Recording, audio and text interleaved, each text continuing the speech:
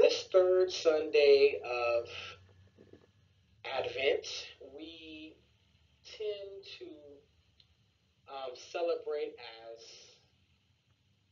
the beginning of the end in a sort of way.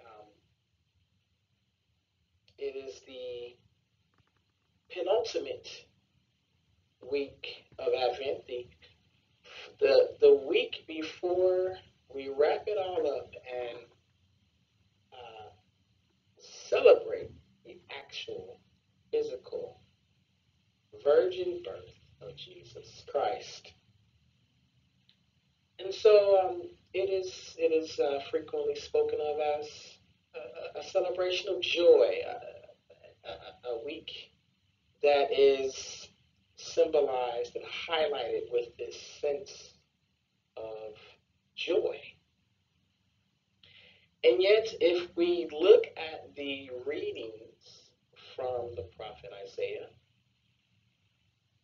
and some of the implied things that were going on in Psalm 126, we read of oppression, we read of brokenheartedness, we read of captivity and prisoners in need of release. We read about folks who are in mourning. We read about ancient ruins and devastation and ruined cities and broken lives. And so where is the joy in the midst of all of that? Where is the cause for praise and worship as we look at our own country in a time of national crisis and we behold so much brokenness, so much mourning, so much pain? John the Baptist, in our gospel reading, introduces a humble but effective strategy. When he was questioned by the naysayers, if you will,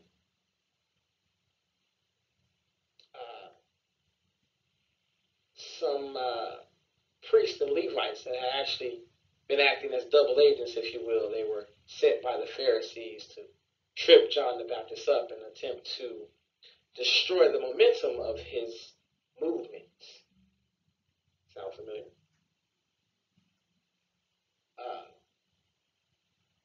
These folks that were sent by the Pharisees, again, to try to stop the movement of John the Baptist, which was a movement of resistance against the imperial powers of the day, a movement, in fact, which John the Baptist was ultimately beheaded for because he spoke out against the political leader of his day.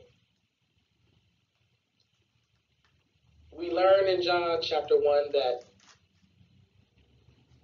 when these Pharisees, or when those who were sent by these Pharisees questioned and interrogated John the Baptist, the Bible says this: he confessed and did not deny it, but confessed.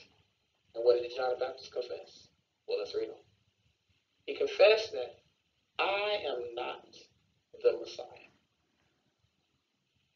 In other words, John the Baptist unmistakably stated that he is not the Messiah. He is not the Christ. He is not God. Not only did the early church emphatically declare that Caesar was not God, the politician of the day was not God, but that Jesus was God. Jesus was Lord. And not only are the politicians of the day not Christ, not the Lord, not the Messiah, nor are we. Yes, we are called to fight for justice. Yes, we are called to act Yes, we are called to speak truth to power, but ultimately, we are not the Messiah. We are not the Christ. We are not God. Like John the Baptist, we come to testify to the light. We come to testify to the divinity of Christ, to the righteousness of his cause. And as we hold fast to what is good and abstain from every form of evil, as we read in 1 Thessalonians, we do so not with pessimism, not with a sense of why should we keep fighting for justice? Why should we keep going on despite everything looking so dark and so bleak? We are told, we are promised that those who sow with tears,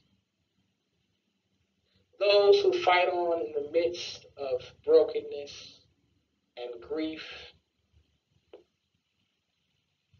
we will reap with songs of joy.